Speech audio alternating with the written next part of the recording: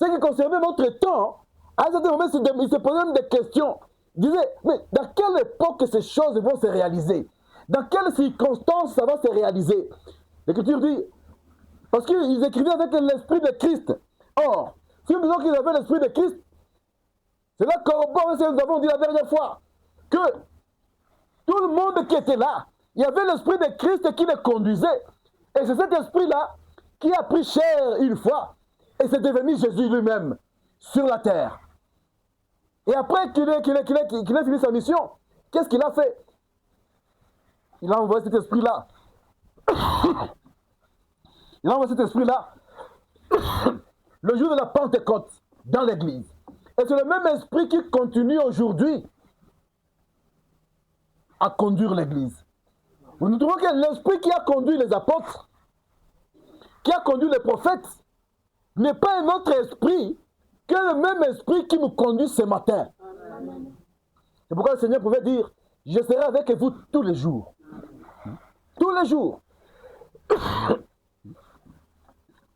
Nous continuons la lecture. Il dit, l'esprit de Christ qui était en eux, et qui attestait d'avance les souffrances de Christ et la gloire dont elle serait suivie. Il dit, il leur fut révélé que ce n'était pas pour eux-mêmes, mais pour vous, qu'ils étaient les dispensateurs de ces choses, que vous ont annoncé maintenant ceux qui ont prêché l'évangile par le Saint-Esprit envoyé du ciel, et dans lequel les anges désirent plonger leur regard. Vous voyez, l'évangile qui nous est prêché maintenant, c'est l'évangile qui est prêché, conduit par le Saint-Esprit. Et de cet évangile-là, il y a les anges qui se posent des questions, qui veulent même jeter un regard là-dedans. Qu'est-ce qui se passe? Pourquoi? Parce que ça parle de Jésus, ça parle de gens qui devraient venir, ça parle de bénédiction dans le futur, que lorsque les apôtres écrivaient, se demandaient mais finalement, qui vont bénéficier de ceci? Qui en sont les bénéficiaires? Mais la Bible dit que l'Esprit leur avait dit que ce n'est pas pour vous qui écrivez. Vous êtes seulement les dispensateurs. Il y a les gens et l'époque dont le Saint-Esprit a prévu pour qu'ils puissent vivre ces choses-là, pour qu'ils puissent marcher, pour qu'ils puissent expérimenter. Et ce soir, ce matin, nous sommes parmi ce peuple-là qui expérimentons les choses que le Saint-Esprit a écrites bien avant, dans les prophètes. C'est pourquoi nous devons être un peuple heureux ce matin. Nous devons être un peuple joyeux. Nous devons être un peuple dont c'est que les saints de l'époque voulaient connaître des mystères que nous aujourd'hui Dieu nous révèle. Pourtant à eux, Dieu ne l'avait pas fait. Il dit qu'il leur fut révélé que ce n'était pas pour eux, mais il fallait qu'ils attendent. Et dans Hébreux chapitre 11, Hébreux chapitre 11, le verset, je commence à 39, Hébreux 11 et 39, ça me dit ceci. Tout cela, à la foi desquels il a été rendu témoignage. On a parlé de la foi. Vous voyez, la foi, c'est une foi commune. Pourquoi? Parce que c'est la foi qui vient du même esprit. Les prophètes écrivaient par l'esprit de Christ. Et cette foi-là qu'ils avaient en Christ, dans les paroles de Christ, c'est la même foi que nous devons avoir ce matin. C'est pourquoi Paul disait que nous devons combattre pour la foi qui nous est commune. Commune avec qui? Avec ceux-là qui nous ont précédés. Et cette foi-là, elle est encore là aujourd'hui. Alors, ici, l'Écriture dit ceci. Tous ceux-là, à la foi desquels il a été rendu témoignage, n'ont pas obtenu ce qui leur était promis. Abraham pouvait attendre une promesse. Isaac, Jacob, tous ceux qui nous ont précédés, mais ils n'ont pas reçu cela. Pourquoi?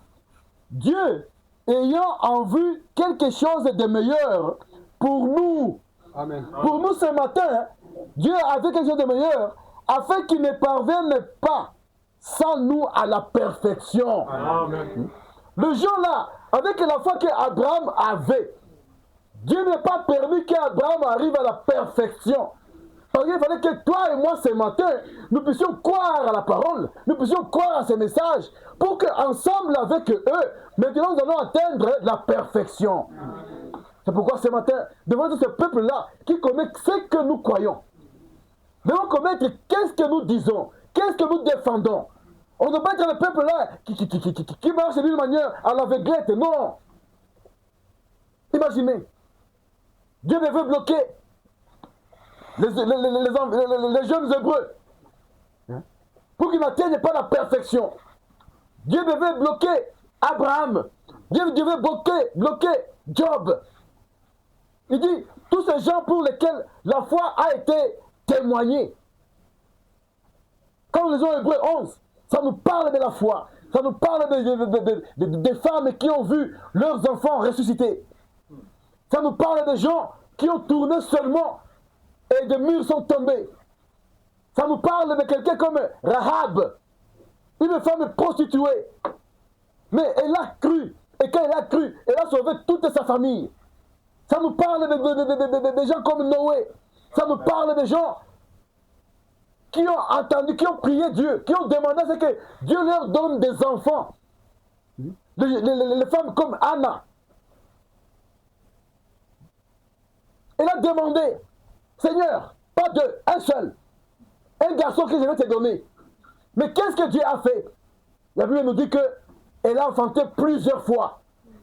Voilà toutes ces femmes-là, tous ces hommes-là. Nous avons la femme sunamite qui avait à cœur de construire pour le prophète de Dieu. Dieu le lui a donné. Au point que le prophète a posé une question. Qu'est-ce que je peux faire pour cette femme? Son serviteur lui dit, elle n'a pas d'enfant. C'est vrai. Il dit, femme, l'année prochaine, tu en auras une. Tu en auras un. Mais cet enfant, quand il a commencé à faire la joie de cette femme-là, l'ennemi qui est toujours jaloux est venu à récupérer cet enfant-là.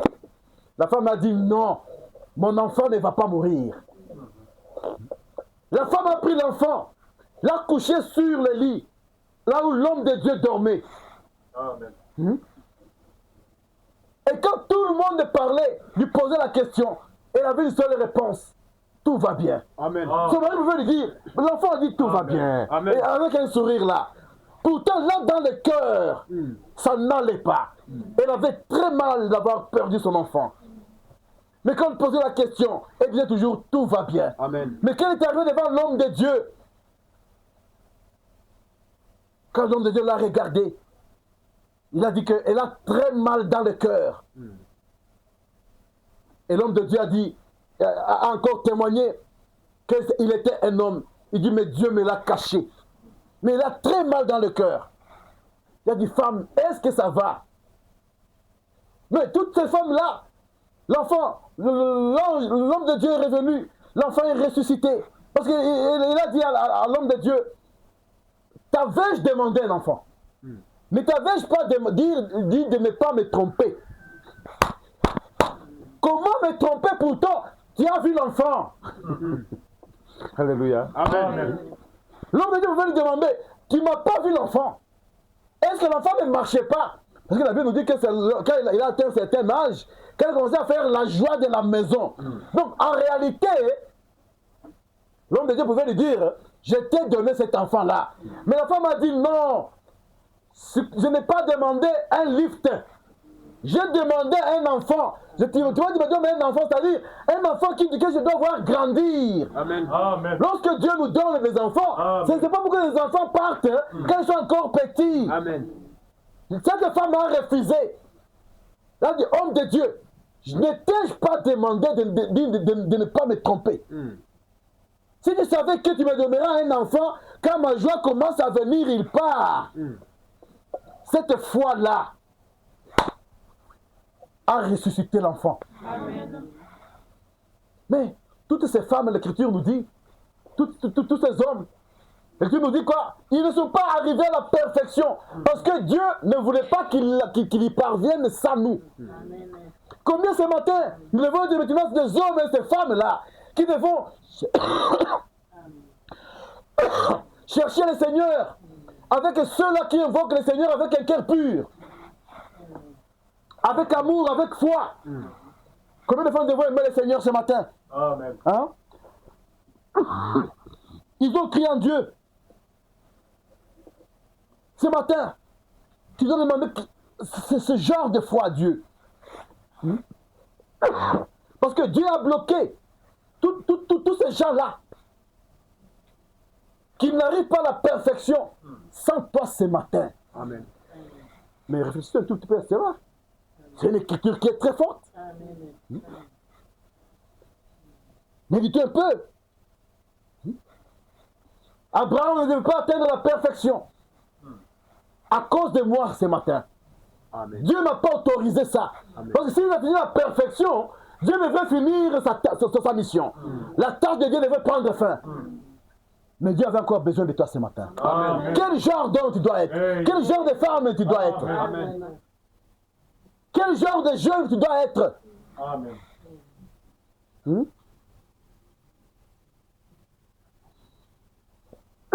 Pourquoi? Parce que ce même Dieu qui les a témoignés est encore vivant ce matin. Amen. Ce même Dieu qui n'a pas voulu qu'ils atteignent la perfection sans nous est encore vivant ce matin. Amen. Et ce qu'il veut, il te demande de faire une demande dans la prière. Amen. C'est la foi que tu n'as pas, demande de la foi. Amen. C'est l'amour que tu n'as pas, demande de l'amour. Amen. Qu'est-ce qui te manque pour que tu atteignes le niveau que Dieu veut que tu puisses atteindre? Tu n'as pas le courage de lire la Bible. Demande ça à Dieu. Il te le donnera. Amen. Il est le même. Amen. Amen. C'est une question de naissance. Demande ça à Dieu. Amen. Le même Dieu qui a témoigné c'est la foi de ces gens-là dans l'Ancien Testament, mais les a bloqués un peu. À cause de toi ce matin, il est fidèle. Amen. Amen. Il te donnera la même chose.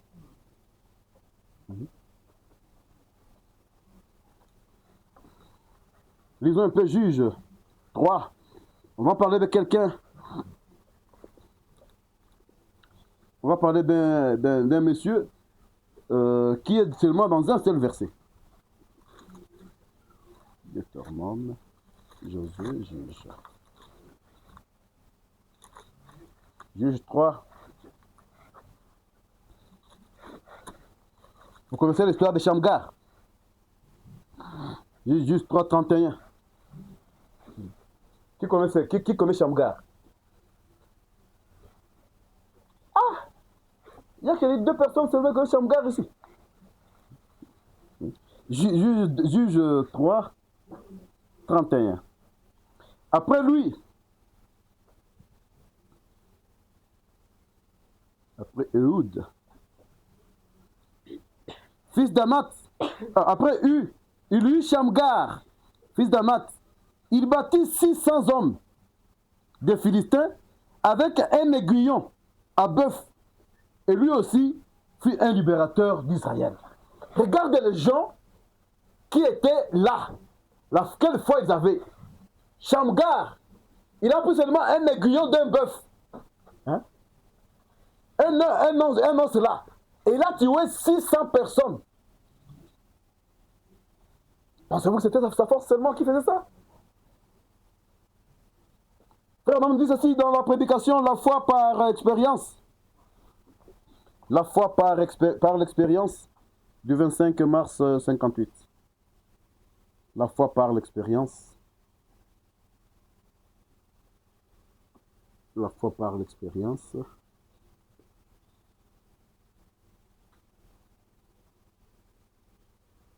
Voilà. La foi par l'expérience. Si vous cherchez l'histoire de Shamgar, vous n'avez plus trouvé ça. C'est là où il est. Mais il a fait quelque chose. Il a tué 600. Frère me dit, il a tué 600 guerriers. Parce que les Philistins, à l'époque, quand les récoltes étaient déjà mûres, ils venaient maintenant pour piller. Et lui, il avait sa petite femme c'est avec son enfant. Mais ces jours-là, il a dit non, les choses vont changer. Ces jours-là, il a dit que ça ne va pas se faire comme ça s'est toujours fait. Et comme il avait la foi, Dieu l'a accompagné dans ce qu'il avait là. Frère, on dit ceci. 33. Il dit, il y avait un petit homme, peut-être que vous le prédicateur, vous n'avez jamais lu à son sujet. Son nom était Shamgar. C'est le livre de Jude, au verset 31. Il dit, il était juste un petit fermier. Il ne connaissait pas grand-chose, mais il était juste un Israélite, juste un membre laïque de l'Église. Il n'était pas dans l'armée. Il n'était nulle part. Il était seulement un laïque, donc un chrétien, comme toi, comme moi ce matin. Il n'était pas grand-chose.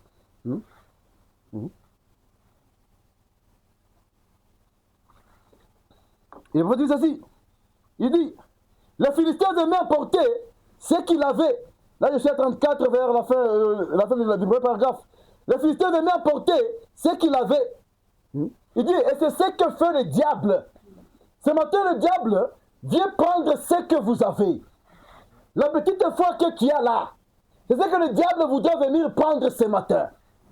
La petite espérance que tu as là, c'est ce que le diable voudrait venir prendre ce matin. Mais comment je vais me comporter? Qu'est-ce que je vais faire? Comment je dois répondre à cela? Vraiment, on dit ceci. 34b. Il dit, vous savez quoi? Shamgar s'est mis à réfléchir. Vous savez, je ne suis pas un combattant, mais je suis un fils d'Abraham. Amen. Je ne suis pas un combattant, mais je suis le fils d'Abraham. Est-ce que ce matin, il y a quelqu'un qui peut se mettre à réfléchir, à se demander ce que je suis au juste? Il y a cette situation pour laquelle je suis en train de prier. Le diable est en train de faire ça. Mais qui suis-je au juste? Est-ce que je peux arriver à un certain moment à m'identifier moi-même? C'est pourquoi là nous avons lu dans 2 Corinthiens, il dit, éprouvons-nous nous-mêmes pour voir est-ce que je suis dans la foi. Pose-toi la question, qui suis-je? Shamgar s'est dit ceci, je suis un fils d'Abraham, je suis de la tribu et de la lignée, et je suis circoncis. Je sais que mon Dieu vit toujours, et une crise approche.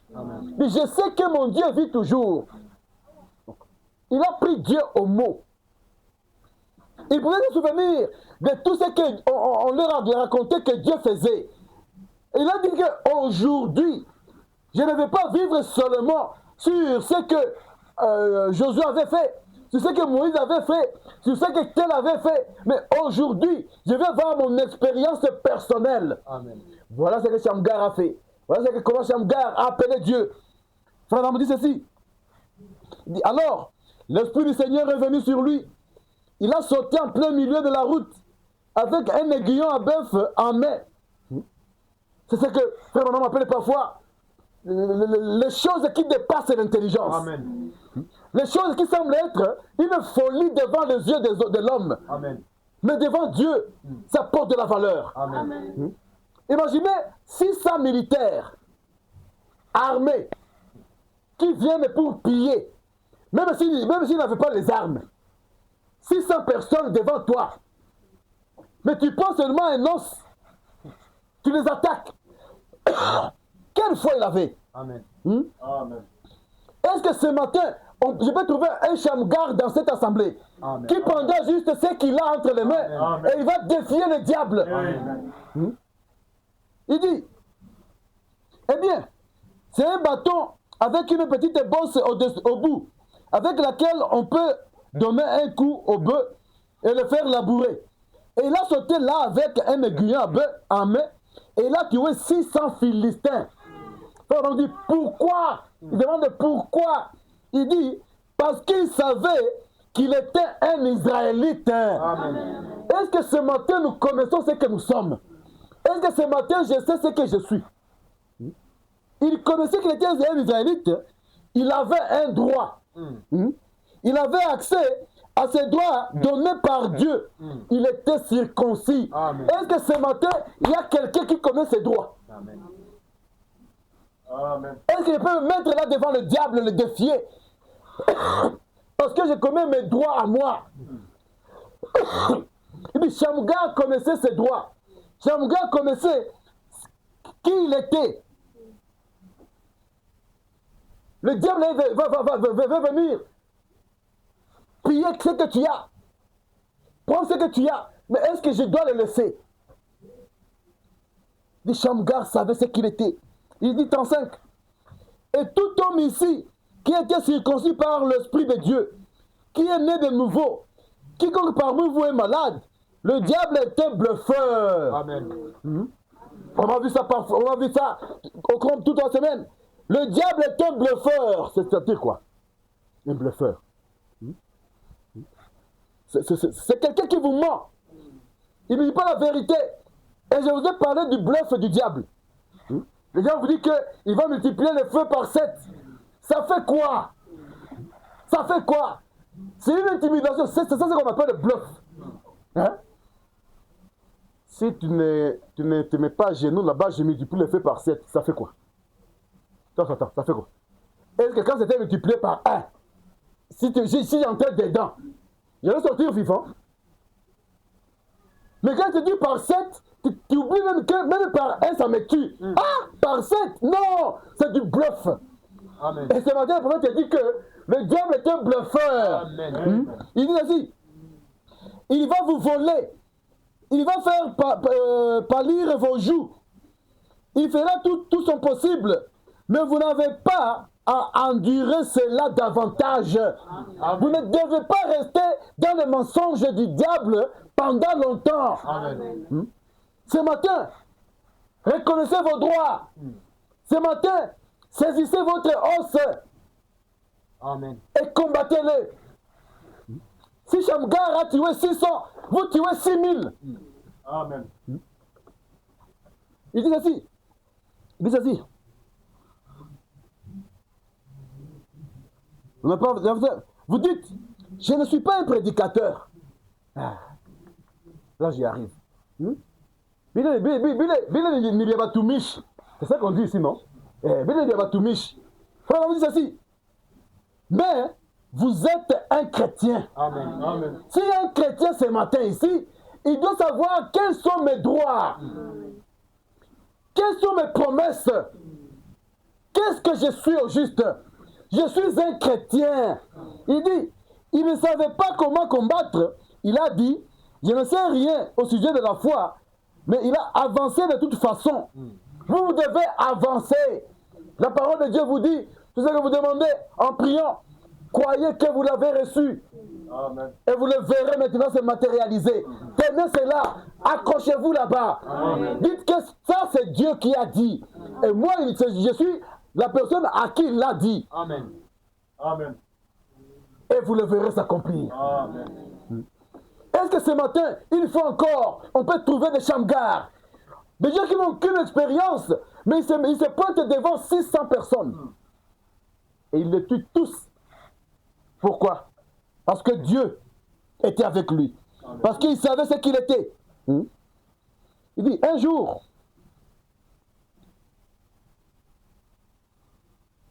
bien sûr,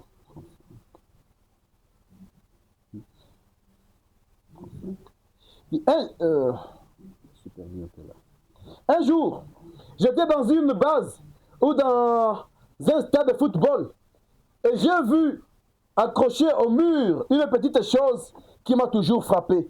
Voici ce que c'était écrit. Ce n'est pas le poids du chien dans le combat qui compte. C'est la combativité dans le chien qui compte. Ce n'est pas le poids du chien. Ce n'est pas ou quoi mourir fou ou quoi me fou. Non, ce n'est pas ça l'important. L'important, c'est la combativité que tu as. L'important, c'est la façon dont je cherche le Seigneur. La Bible dit, 1000 jours. Voilà ce qui te fera parvenir. C'est la détermination que tu as. Non. Non. Je suis un chrétien. Je suis un croyant. Je suis une croyante. Je crois à chaque promesse de Dieu. Amen. Ce n'est pas la taille du chien, ce n'est pas son poids, mais c'est la détermination. dit ceux-là qui doivent chercher la sanctification, avec ceux-là qui cherchent le Seigneur d'un cœur pur. Qui sont les gens que je côtoie? Qui sont mes amis? Quel est mon entourage? Qui discute de mon entourage? Il dit, c'est ce qui fait la chose. Si vous êtes un gros chien et juste un lâche, on va vous battre à tout moment. Mais vous pouvez être un chiot et avoir beaucoup de courage. Vous pouvez faire fuir l'ennemi chaque fois. Amen.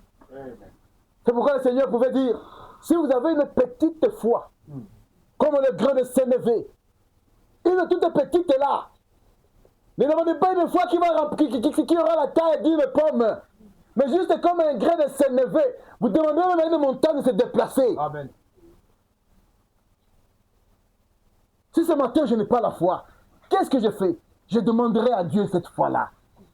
Et je croirai que ce Dieu-là, qui était avec Shamgar, c'est le Dieu-là qui peut faire encore la même chose aujourd'hui. Parce que ce matin, nous voulons encore que Dieu fasse la même chose. Mais il ne le fera pas avec des lâches. Mais avec ceux-là qui cherchent le Seigneur, avec un cœur. Il dit,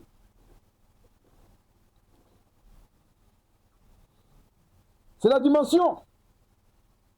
C'est la dimension du Dieu du ciel dans le cœur. Dans ton cœur, tu as quelle dimension de Dieu? Si on doit chercher Dieu, est-ce que tu as une partie de Dieu en toi?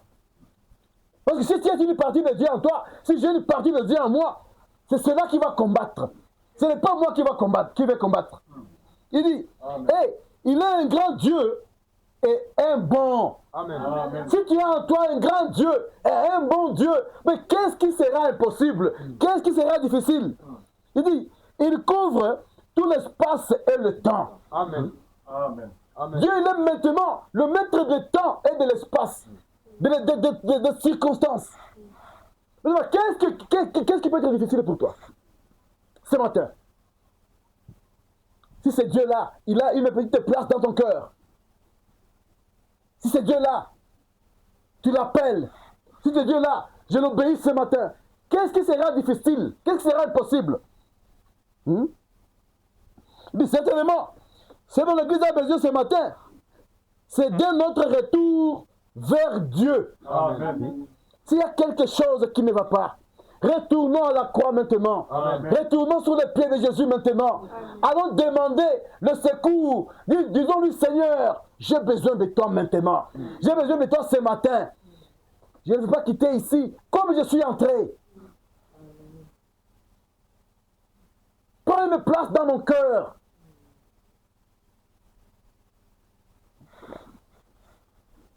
Shamgar était seulement ce monsieur-là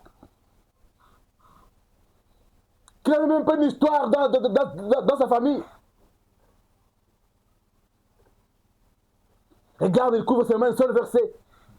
Mais c'est un verset qui fait que jusqu'à présent, il a été écrit dans la mémoire de Dieu. Amen. Il n'a pas tout un chapitre. Il n'a plus qu'un seul verset. Mais ce qu'il a fait avec le Seigneur, c'est écrit dans les annales. Mais aujourd'hui, je me donne la vie. Je me donne cet exemple de tous ces gens. Mais qu'est-ce que j'ai fait de la parole de Dieu? Est-ce que je cherche à me conformer à ce que Dieu a dit? Est-ce que je cherche à me conformer à ce que le Seigneur a donné? L'Église ce matin a besoin de retourner vers Dieu.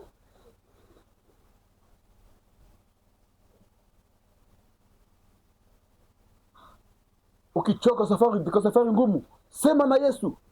Parle à Jésus ce matin. Il va t'écouter. Parle à Jésus ce matin.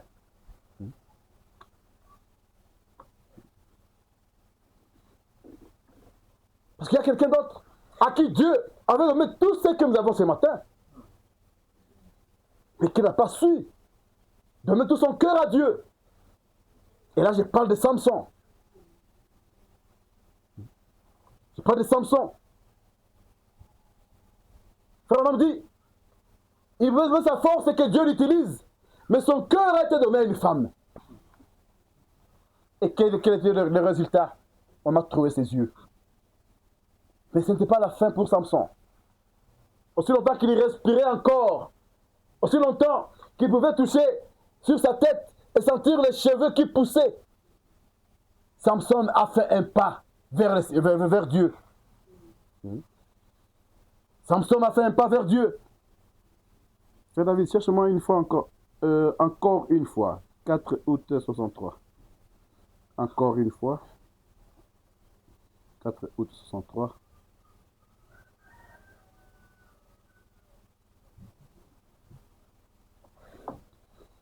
Qu'est-ce qu'il a fait Samson? Il n'est pas resté, il n'est pas resté stagné par rapport à ce qu'il avait fait. Il n'est pas resté prisonnier de ses erreurs du passé, de ses fautes du passé. Mais il a fait un pas vers l'Éternel. Il a fait un pas vers le Seigneur.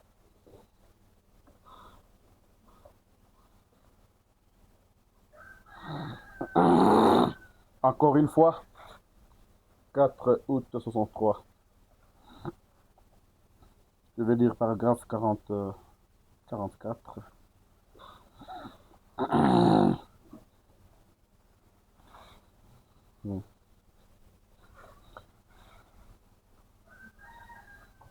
Paragraphe 43 d'abord, la toute dernière phrase, le frère Branham dit ceci. Dieu avait suscité Samson pour détruire cette nation. C'était là le dessein même pour lequel il avait été suscité.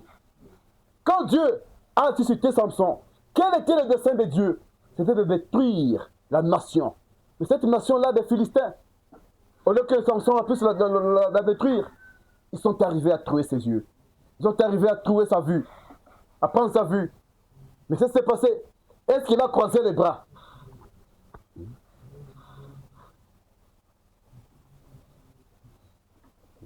Est-ce qu'il avait croisé les bras?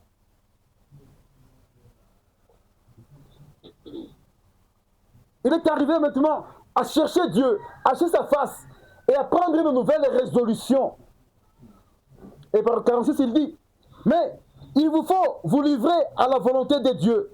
Votre corps, âme, esprit, force, tout ce que vous êtes, et devenir son prisonnier. Ce matin, Dieu veut que nous puissions devenir ses prisonniers, que nous puissions livrer notre corps, notre âme, notre esprit, notre force, tout ce qui nous appartient. Amen. Dieu a besoin de ça. Amen. Pour s'en servir. Amen. Pour son œuvre. Il veut que nous soyons ses prisonniers ce matin. Est-ce qu'il y a quelqu'un qui veut être prisonnier de Jésus ce matin? Prisonnier de Dieu ce matin. Il dit, vous allez devenir le prisonnier de quelqu'un. Vous ne vous appartenez pas à vous-même. On doit savoir ce matin que nous ne nous appartenons pas à nous-mêmes. Il dit, vous êtes prisonnier de quelqu'un. Il dit, vous êtes soit le prisonnier du diable, connaissant cette vérité et ne voulant pas vous livrer à elle. Si vous connaissez cette vérité et vous ne voulez pas vous livrer à cette vérité, si vous connaissez la parole de Dieu et vous ne voulez pas vous livrer à cette parole de Dieu, on sera des prisonniers du diable. Parce qu'il n'y a que deux appartenances. Il n'y a pas les hommes neutres. Il n'y a pas des êtres neutres parmi les hommes ce matin. Soit tu es prisonnier de Dieu, soit tu es prisonnier du diable. Mais si Dieu vous a fait grâce de connaître ce que vous entendez ce matin, quel est le choix que vous prenez? Quel est le choix que je prends? Soit vous êtes les prisonniers du monde, ou vous vous livrez à Dieu. C'est soit à l'un, soit à l'autre. Vous êtes soit les prisonniers du diable pour pécher, soit les prisonniers de Dieu pour la justice. Vous êtes soit l'un, soit l'autre. Et ce matin, de qui voulons-nous être prisonniers? De qui sommes-nous prisonniers ce matin? De qui êtes-vous prisonniers ce matin? Dieu vous donne sa vérité. Il vous donne la foi. Il vous donne sa parole. Il nous appelle ce matin à nous conformer à ses écritures. Mais quel est le choix que j'ai fait? Quel est le choix que j'ai fait? Quel est le choix que j'ai fait? Frère me dit ceci dans paragraphe 48. Je vais prendre une phrase au milieu. Il dit, l'Église devrait se souvenir de cela maintenant que nous sommes dans ce chaos. Et cette heure où juste la prière avant la venue du Seigneur Jésus, à n'importe quel moment pour l'enlèvement. L'Église doit se souvenir qu'à n'importe quel moment, Jésus peut venir pour l'enlèvement. Mais s'il venait à n'importe quel moment, comment va-t-il me trouver?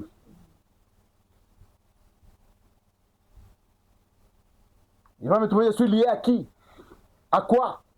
À quelle catégorie de personnes? Qui sont mes amis, comme on l'a dit le matin? Qui sont mes collaborateurs? Sur quoi Dieu Jésus va me trouver? En train de perdre mon temps, en train de faire quelque chose. Il peut venir à tout moment pour l'enlèvement, à tout moment. Les ignorants peuvent dire, oh, je viens bientôt de Jésus. Ce sont des ignorants qui le disent. Et ce sont des phrases que moi, personnellement, je n'aime même pas entendre sur les oreilles. Venir en particulier des croyants. Une croyante, un croyant de ces messages. Hein, frère? Qu'est-ce que ce sont les bienfaits de Jésus? Ce sont des incrédules, ces gens-là. Amen. Amen. La Bible nous dit quoi? Que Dieu a freiné certaines personnes qui étaient pieuses, qui avaient la foi. La foi qui a traversé les époques. Pour que toi et moi ce matin, Seigneur ne parte pas ça que moi et toi ce matin ne soient pas là. Amen. On doit reconnaître la grâce du Seigneur, sa bonté envers nous, sa bonté envers toi, sa bonté envers moi. De voir que le Seigneur Jésus n'est pas venu il y a de cela 2000 ans.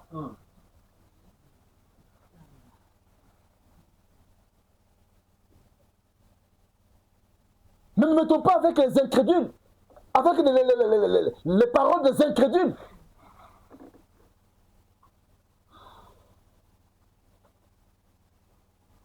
Parce que certainement, celui qui a dit que je viendrai, il viendra. Amen. Amen. C'est une prophétie qui est déjà sortie et qui s'achemine vers son accomplissement. Amen. Toi, on te dit, si ça tarde, attends. Amen. C'est ce que tu as à faire, pas autre chose. Si ça tarde, attends. Parce que certainement, ça s'accomplirait. Amen. Le Seigneur a dit, les cieux, la terre et les cieux passeront. Mais ce que moi j'ai dit là, ça ne passera jamais. Amen. Ça ne passera jamais.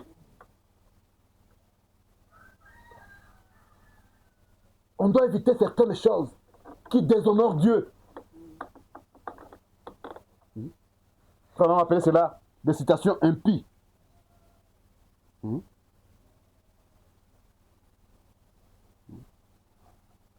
Frère David, donne-moi 55 que je vais vers la fin là.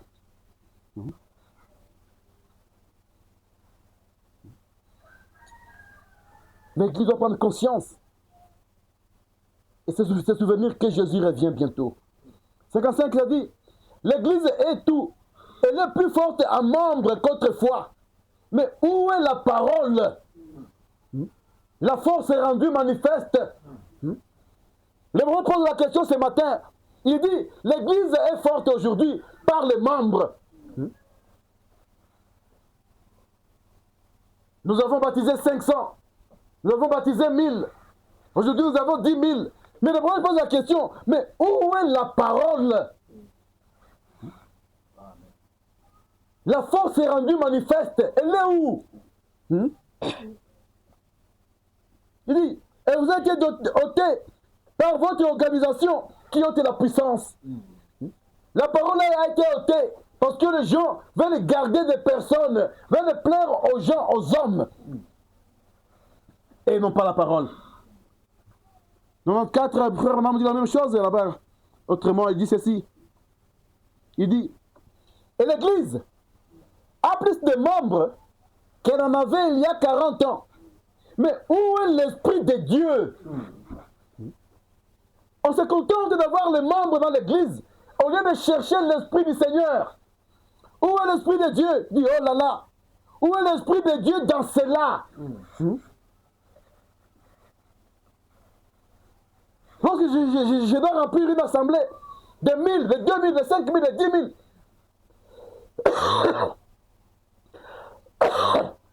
Y a-t-il l'Esprit de Dieu là-dedans? Ou j'ai 10 000 warriors? J'ai 10 000 fans de Real Madrid.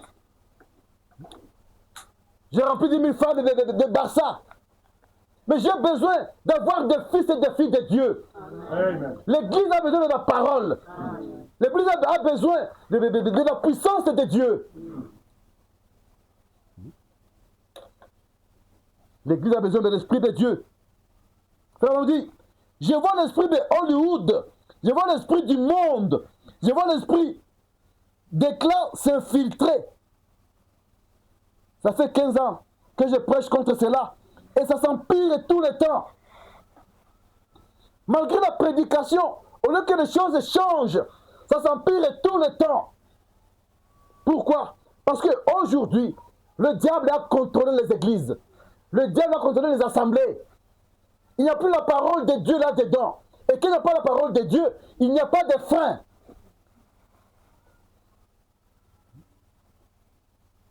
Quelqu'un de ces messages te dit, frère, vous pensez que c'est vous qui partirez au ciel avec les pieds? Tu dis, oui, moi je partirai avec. Amen. Moi je partirai avec. Amen. Vous pensez que vous êtes le seul à avoir la vérité? Oui. Si vous n'avez pas cette conviction-là, il est grand temps de vous plaire avec les choses du monde. Et c'est pourquoi même ils sont entrés dans l'alcool, dans l'adultère, dans toutes ces choses-là. Parce que nous n'avons pas le même objectif, nous n'avons pas la même direction, nous n'avons pas le même ciel où on partira. Amen. Où est la parole de Dieu? Où est la puissance de Dieu?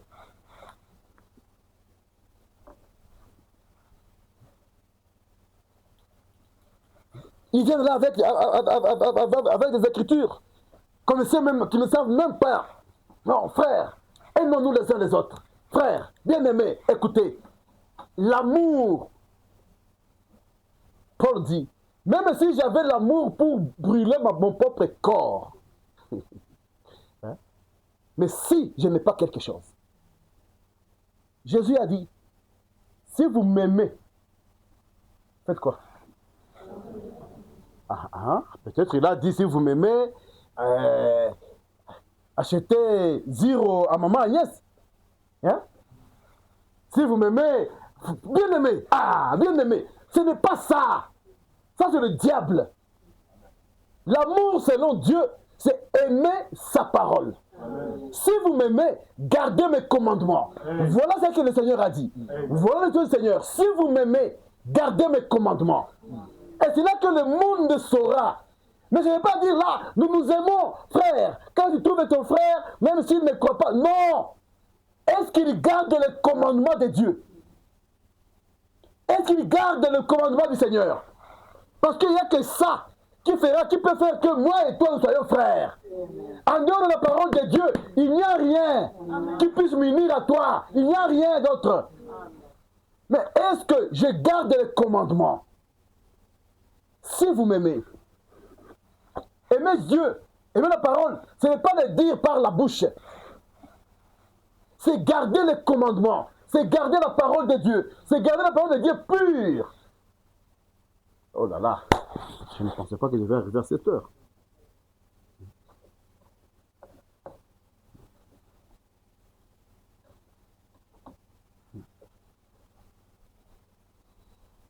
Proverbe dit ceci.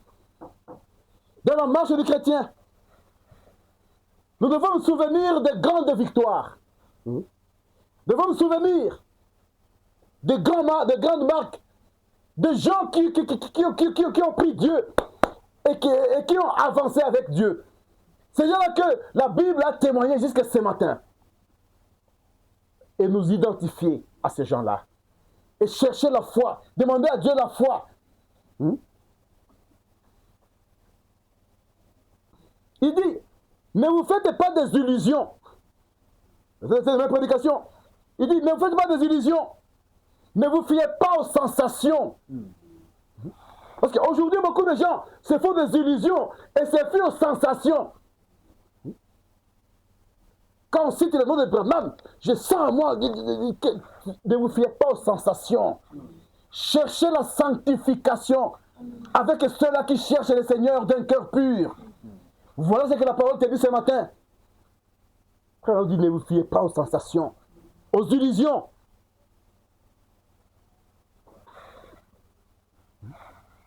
Il n'y a que la parole de Dieu qui ne passera pas. Toute autre chose passera.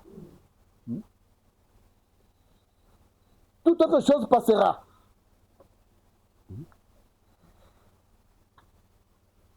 Toujours encore une fois, Seigneur, c'est ça que nous disons là. Prenons le paragraphe 61. J'ai aimé ça. Vous allez m'accorder encore quelques minutes là. Je voulais terminer quelque chose ici, c'est très succulent. Et en fait, dit ceci. Paragraphe 61. Écoutez-moi très bien. Jésus a dit aux pharisiens, vous avez des yeux et vous ne voyez pas. Vous avez des oreilles et vous n'entendez pas. Pourquoi? Il a dit, c'est parce que Ésaïe l'avait dit. Écoutez maintenant là-bas ce qui va suivre. Il dit, il s'est référé à la parole, au prophète. Écoutez-moi très bien. Il dit, Dieu lui-même, Dieu lui-même, le Seigneur Jésus-Christ lui-même, il dit Jésus-Christ s'est référé à la parole de son prophète. Amen. Amen. Bien qu'il était lui-même la parole, mais Dieu lui-même, Jésus, il se réfère à la parole du prophète. Amen. À combien plus de raisons nous autres maintenant, les vivants aujourd'hui, les croyants aujourd'hui, devons prendre ces paroles des prophètes avec toute leur importance. Amen. Amen. On nous dit, Dieu lui-même, Jésus-Christ, il se réfère au prophète pour prêcher. Amen. À plus forte raison, toi et moi ce matin. Et vous trouvez le malade spirituel, dit ça c'est la manne pourrie. Ça c'est la manne pourrie. Mais ici, le prophète dit quoi? Le prophète dit Dieu lui-même se réfère à la parole de son prophète. Pourquoi? Parce qu'il a dit que nous puissions nous référer au prophète et nous réussirons. Amen. Et il est venu faire quoi? Il est venu nous montrer le chemin. Il est venu nous montrer la vérité. Il est venu nous montrer le chemin qui mène au Père. Et ce chemin-là, il fait quoi? Il nous garde là-dedans. C'est pourquoi Paul pouvait dire, j'ai fait de cela une application sur moi-même aussi. De ne pas aller en dehors de ce qui est écrit. Amen. De rester seulement sur ce que les prophètes ont dit. Mais toi, tu viens ce matin, tu viens nous apporter des choses. Et attention, nous ne sommes pas là. Paragraphe 62, la dernière phrase. Frère, on dit, le Saint-Esprit dans la parole ramène de nouveau à la parole. Amen. Amen. Donc, le Saint-Esprit que tu as là ne peut pas t'amener sur autre chose. Si ça te ramène sur autre chose, tu n'es pas de Dieu. Ce n'est pas le Saint-Esprit de Dieu. Il dit, le Saint-Esprit dans la parole ramène de nouveau à la parole. Amen. Amen. Si tu as le Saint-Esprit qui t'amène en dehors de la Bible, ce n'est pas l'Esprit de Dieu. Amen. Il faut fuir ça. Il faut aller très loin.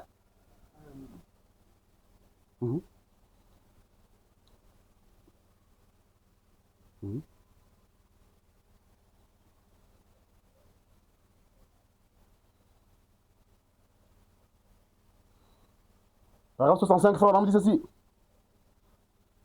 Il dit, et c'est pareil pour l'Église. Ils ont été suscités pour détruire le dénominationnalisme et le monde dans la dénomination, pour lui faire honte. Mais vous êtes directement devenu une dénomination. Alors c'est là, vous ne pouvez pas suivre les Écritures. Pourquoi les gens ne suivent pas les Écritures aujourd'hui? Pourquoi les assemblées ne suivent pas les Écritures aujourd'hui? Parce qu'elles sont devenues des dénominations. Et comme une dénomination, on ne peut plus suivre les Écritures. Et on diverses conceptions.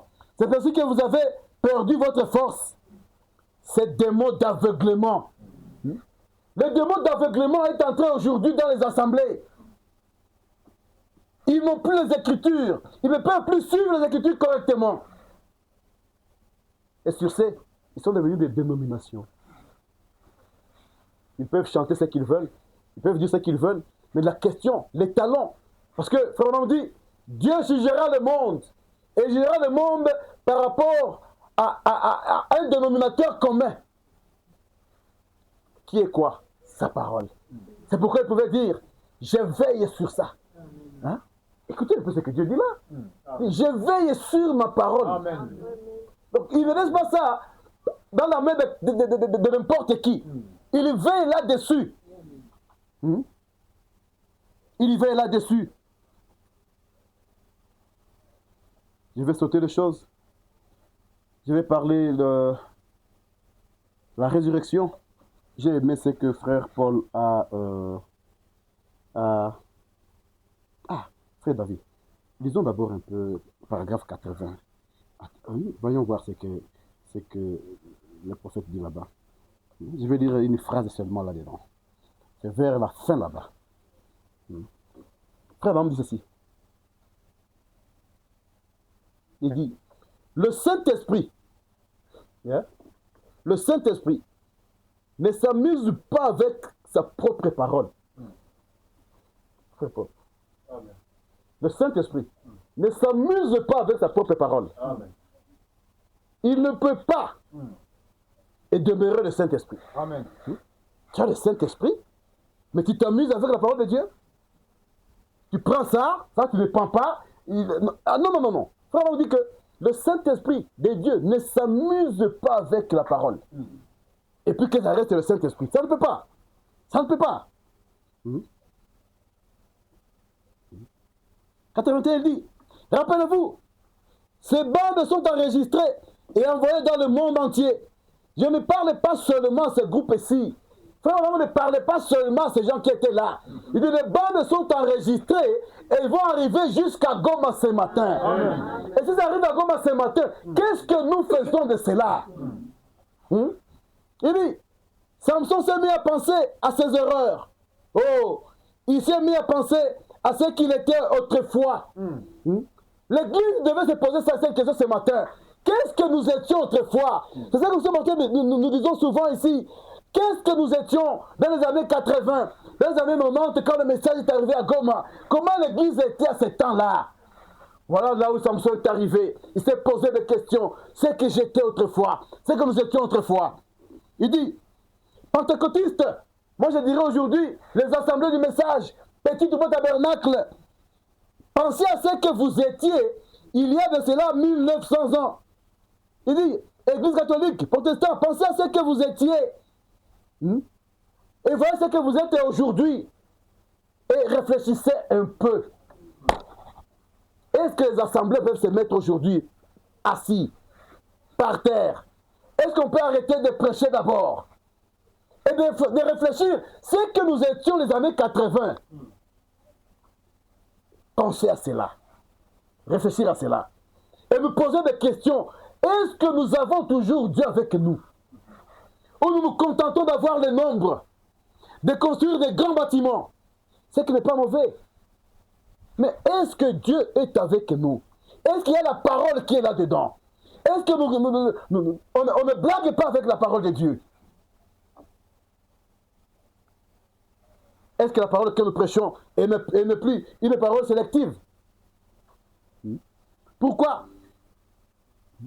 Paragraphe 85, il dit, oh, quel piège! Satan a tendu à l'église juste pour vous crever les yeux à la vérité. Voilà le problème qui est là ce matin. On peut marcher toujours avec les brochures, avec la Bible, mais Satan vous a tendu un piège et il a crevé les yeux à la vérité. On verra l'argent. On verra le mariage. On verra, je ne sais pas, les véhicules. Mais la vérité, le diable a enlevé cela. Il voulait, c'est toute autre chose. Et faisons attention à cela, l'Église de Dieu ce matin. Qu'on n'arrive pas à ce que le diable nous crève les yeux. Sur quoi? À la vérité. À la vérité. À la vérité.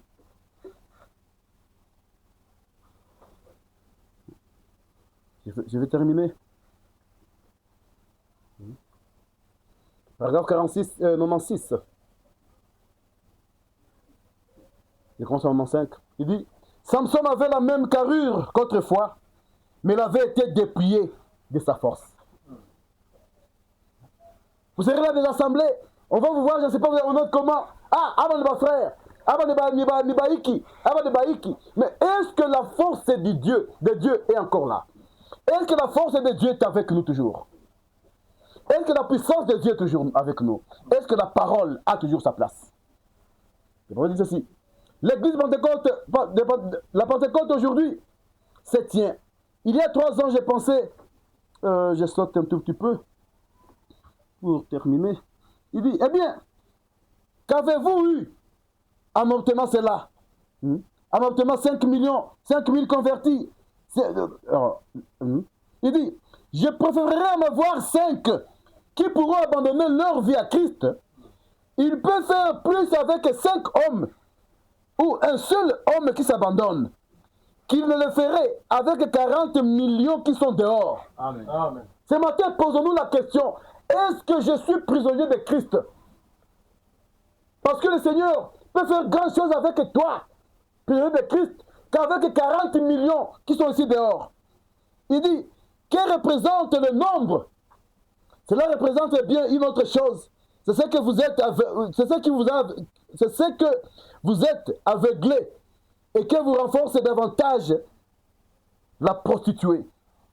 Le nombre aveugle les gens aujourd'hui. Le nombre aveugle les églises, les assemblées aujourd'hui. Je n'ai pas dit que quand on est nombreux, on n'a pas la vérité. Mais souvent quand on est nombreux, nous prenons la vérité en otage. Et on doit vraiment se poser la question, revenir comme Samson et se poser une seule question. Suis-je encore dans la vérité? Sommes-nous encore dans la vérité? Est-ce que nous suivons la Bible? Est-ce que nous suivons la parole de Dieu? Est-ce que le diable n'a pas crevé nos yeux sur la vérité? Pour terminer, je vais lire la résurrection. Je vais lire la résurrection pour terminer. C'est une citation que frère Paul a mis sur dans le pain quotidien, je pense hier ou avant-hier, je ne me rappelle pas bien. Mais j'ai trouvé quelque chose de bon là-bas. Je vais parler un peu sur cela, comme on est en train de finir. Oh là là. Je vais prendre le paragraphe 35 ou 36. C'est trop petit ça. Écoutez ce que le prophète nous dit. Il y a des jours que vous devez me supporter. Un jour, peut-être, vous voudrez m'entendre et je ne serai pas là. Donnez-moi encore 5 minutes, je termine. Et on me dit ceci. Paragraphe 35. Vous direz, eh bien, 1 minute prédicateur. Paul était un homme instruit. Quand on dit parfois les gens, non, l'instruction, tout ça. Il dit oui, Paul était un homme instruit. Il dit, c'est tout à fait exact. Mais il a dit qu'il a dû oublier tout ce qu'il connaissait pour apprendre Christ aussi. Et qu'il devait mourir chaque jour à cela. Absolument. Est-ce que nous aussi nous mourrons chaque jour? Nous mourrons chaque jour à la parole de Dieu. Est-ce qu'il y a des membres qui ne sont pas de Dieu, qui meurent en nous chaque jour? Ou nous nous contentons de ce que nous sommes? Ou nous nous contentons, nous ne sommes pas nombreux, nous avons la vérité. Ce n'est pas ça le talent d'avoir la vérité. Mais c'est de s'examiner chaque jour. Et de se poser la question, suis-je en la vérité? Il dit, eh bien, c'est vrai, et c'est là notre monde. que nos églises faillissent aujourd'hui. Nous cherchons à avoir à notre chair des pasteurs qui sont instruits, tout ça. Je prends 36. Il dit, il n'y a pas longtemps, un homme m'a dit, prédicateur, si je prêche ça, a-t-il dit, je devais prêcher aux 4 murs.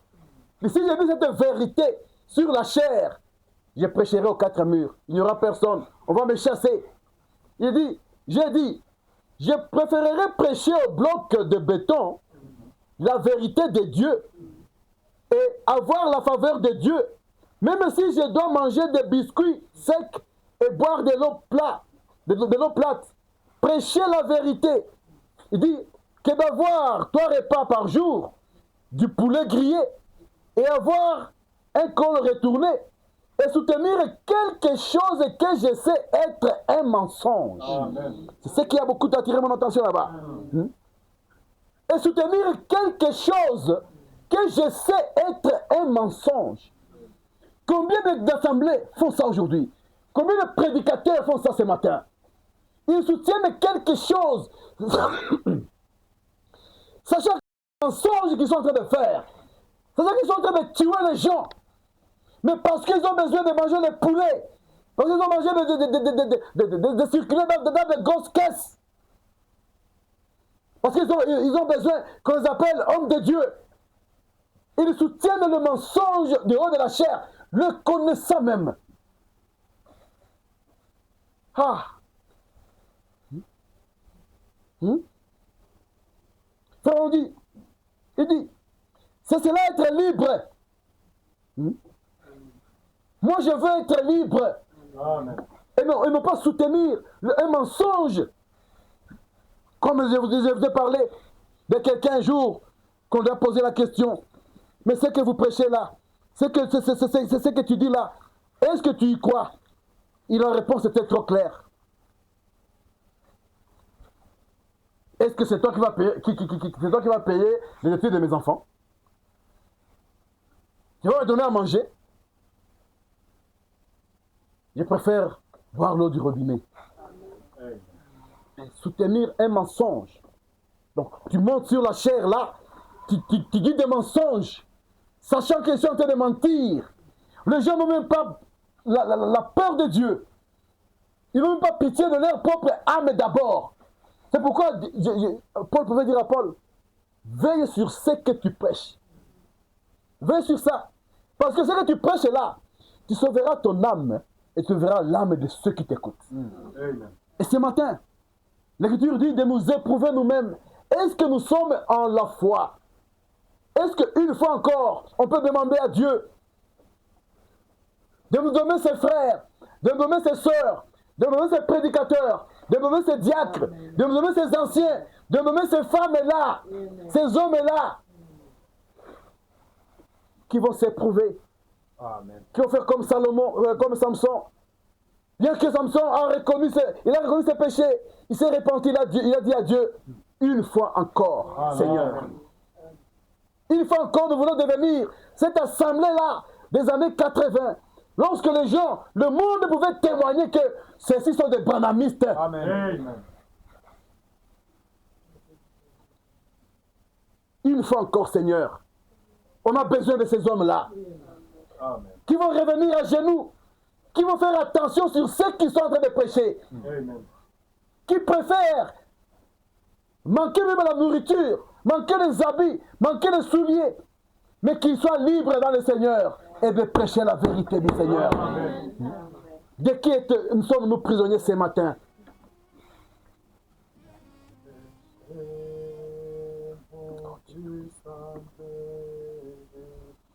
Et tais-toi. Le chemin du calvaire est tais-toi. C'est un chemin solitaire. C'est tout un chacun, mes frères, mes soeurs. Ce n'est pas une question du groupe. Ce n'est pas une question du groupe. Mais c'est moi qui me pose la question. Je dois m'éprouver. Suis-je dans la foi? La parole que j'écoute, la parole que je prêche, et cette parole peut sauver mon âme et l'âme de ceux qui m'écoutent. La parole que tu écoutes, est-ce que ça peut sauver ton âme? La voix du Seigneur m'appelle. Mais ce matin, la voix du Seigneur t'appelle. Ça m'appelle à ce que chacun prenne sa propre croix. Oh Dieu Tout-Puissant. Est-ce que je peux répondre à Dieu? Puis-je lui dire que je suis là, je suis à toi, où je vois les choses seulement qui vont plaire à mon corps, qui vont plaire à ma vie d'ici-bas. On a lu Frère Branham qui dit, quant à la question de la vie éternelle, il ne faut pas prendre de risques. Ce matin, il ne faut pas prendre le risque, mon frère, ma soeur. Ça peut être la dernière fois que je suis en train de parler ici. Ça peut être la dernière fois que tu m'écoutes. Mais quand je sortirai d'ici, Dieu m'a donné cette grâce-là. Comment je serai? Serai-je prisonnier du Seigneur ou du monde? Parce que la voix de Dieu t'appelle de quitter ce que tu aimes et d'aimer Dieu. Si le monde me juge, si le monde peut dire ce qu'il dit, mais qu'est-ce que le Seigneur me dit? Si vous m'aimez, gardez mes commandements. Si vous m'aimez, gardez mes commandements. Voilà l'ordonnance de Dieu ce matin. Il n'y a pas un mauvais jour, il n'y a pas un bon jour pour suivre le Seigneur. Dieu nous donne ces moments, ces temps maintenant. Oh Seigneur, Éternel notre Dieu, toi le Dieu de ta parole, toi le Créateur de toutes les choses, toi l'auteur et le Saint-Esprit, qui garde toujours ta parole sainte, ô Dieu, et sainte, qui ne veut jamais mélanger quoi que ce soit, Seigneur. Toi dont la voix nous a parlé ce matin et nous appelle, ô Dieu, à te suivre. Père, nous venons à toi, Seigneur Jésus. Chacun d'entre nous, Père éternel, je viens avec ton peuple ce matin, ô Dieu. Donne à chacun, Seigneur, de prendre le recul, de se trouver lui-même, Père éternel, et de te demander, suis-je dans la foi? Oh Seigneur Jésus. Père, tu as pris les gens qui avaient la foi, qui ont déplacé, Seigneur Jésus, qui ont cassé les murs, qui ont séché, Père éternel, les mers. Oh Dieu, qui ont appelé à l'existence, Seigneur Jésus, ce qui n'était pas, qui ont arrêté même la nature, Père éternel. Mais tu n'as pas voulu que ces gens atteignent la perfection sans nous. Oh Dieu, combien, Père éternel, ce matin, nous pouvons voir ton amour envers ce peuple, Père éternel. Ce petit peuple que tu t'es choisi toi-même. Ce petit peuple, Père éternel, que tu as mis à côté, oh Dieu. Ce matin, Père éternel, tu ne les as pas laissés atteindre la perfection. Parce que moi, ce matin, Seigneur, parce que mon frère, parce que ma soeur devait encore t'écouter, Seigneur Jésus. Devait écouter cette voix qui l'appelle ce matin. Et qui lui dit, prends ta croix et viens, suis-moi. Oh Dieu, je viens devant toi, Père éternel.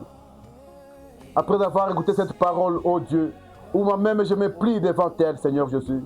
Car seul, oh Dieu, je ne peux pas. Seul, oh Seigneur, je ne peux pas, Père éternel. Je t'implore ta miséricorde. J'implore ta grâce. J'implore, Seigneur Jésus, ta bonté sur moi, Père éternel. Et sur tous ces peuples, oh Dieu, que tu m'as donné ce matin à donner ta parole, Père. Nous t'avons invité, Seigneur Jésus, et tu nous as écoutés, Père éternel. Car, Seigneur, tu nous as parlé. C'est pourquoi, oh Dieu, nous prenons ce temps, Seigneur Jésus, pour entrer encore en nous-mêmes, oh Dieu, et nous te montrons tout ce qui est mauvais, tout ce qui n'est pas pur, oh Dieu Tout-Puissant. Chaque doute, Père éternel, chaque péché, chaque incrédulité, Seigneur Jésus, car l'incrédulité, Père éternel, c'est de ne pas croire ce que toi tu as donné. Mais ce matin, nous venons, Père éternel, nous nous dépouillons nous-mêmes devant toi, oh Dieu, comme Samson l'avait fait ces jours-là. Et te disons, Seigneur, une fois encore, Père éternel, donne-nous à retourner à notre commencement, Seigneur. Donne-nous à retourner, Seigneur Jésus, dans les Écritures, Père éternel. Donne-nous à retourner, Seigneur, là où le témoignage a été donné, que ces géants sont véritablement les serviteurs de Christ, Père. Oh Dieu Tout-Puissant, cette grâce, Seigneur Jésus, nous te la demandons, Père éternel. Donne-nous, Père Saint, à toujours défendre la vérité. Peu importe les circonstances, peu importe le temps, peu importe les moyens, peu importe les circonstances, oh Dieu, donne-nous chaque jour, Père éternel, avec un cœur pur, oh Dieu, de nous rassembler avec ceux-là qui te connaissent, ceux-là qui te craignent, oh Dieu, ceux-là qui cherchent la perfection, qui cherchent l'amour, qui cherchent la foi, qui cherchent, Père éternel, à faire avancer ton œuvre, oh Dieu. Ceux-là qui font honorer ton nom, Père éternel. Oh Dieu Tout-Puissant, cette grâce, ce matin, nous te la demandons, Père. Et tu as dit que tout ce que nous te demandons dans la prière, que nous puissions croire que tu l'as accordé. Oh Dieu. Et nous croyons, Père éternel. Et s'il n'y a pas la foi, c'est toi qui donnes la foi, Père Saint. C'est pourquoi, oh Dieu, nous te disons merci pour ce temps que tu nous as accordé. Merci, Seigneur Jésus, pour cette assemblée, pour cet auditoire, oh Dieu, que tu nous as donné ce matin, Père. Sois béni, Père éternel, et bénis tout un chacun d'entre nous, Père. Sonde le cœur de tout un chacun, Père. Sonde l'âme, ô Dieu Tout-Puissant. Et Père Saint, bénis-les et enlève, ô Dieu Tout-Puissant, toute impureté qui peut avoir en nous, Seigneur Jésus. Nous voulons voir tes manifestations au milieu de nous, Père éternel. Nous voulons être ce peuple-là, ô Dieu, que tu vas témoigner, Père éternel, dans cette ville de Goma, Père, où tu as choisi que, Seigneur, nous puissions habiter. Dans ce pays, ô Dieu, la RDC, où tu as voulu que nous soyons citoyens, Père éternel. Ô Dieu Tout-Puissant, si tu viendras pour nous prendre, si, Père éternel, tu chercheras un seul témoin, laisse que, Seigneur Jésus, chacun de nous puisse être cet homme-là, Père, qui peut dire, Seigneur, me voici, envoie-moi. Père, cette grâce ce matin, je te la demande, ô Dieu. Je n'ai pas oublié nos frères et sœurs qui sont en ligne, ô Dieu Tout-Puissant, qui suivent, Père éternel, cette prédication.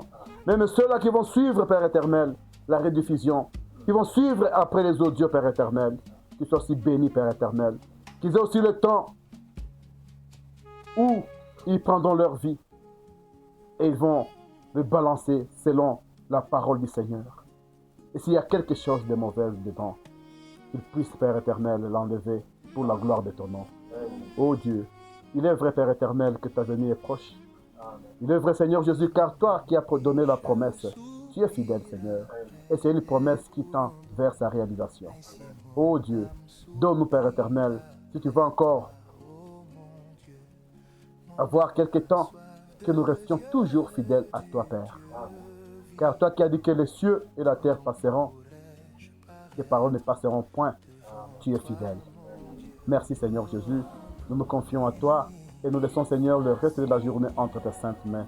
En ton précieux nom, Jésus-Christ, nous prions. Amen. Amen.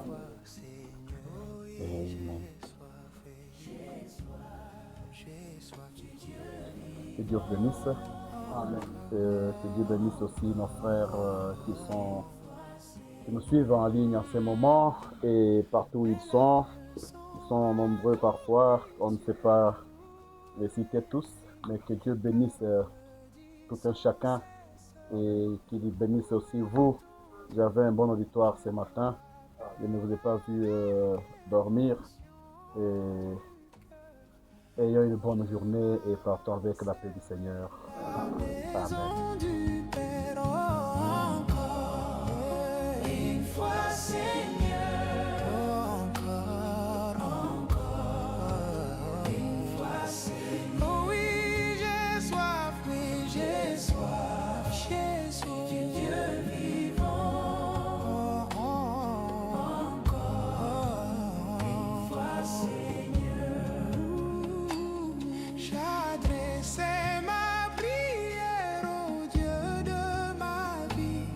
Croyant de tout mon cœur.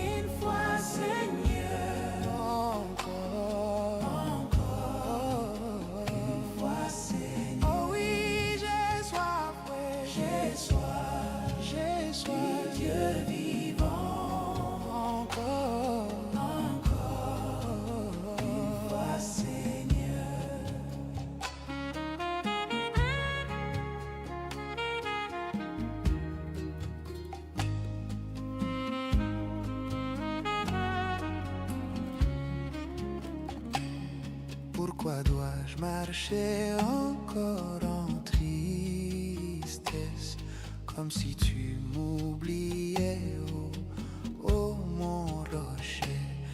Mes ennemis m'outragent par de fortes pressions, comme si tu n'agissais plus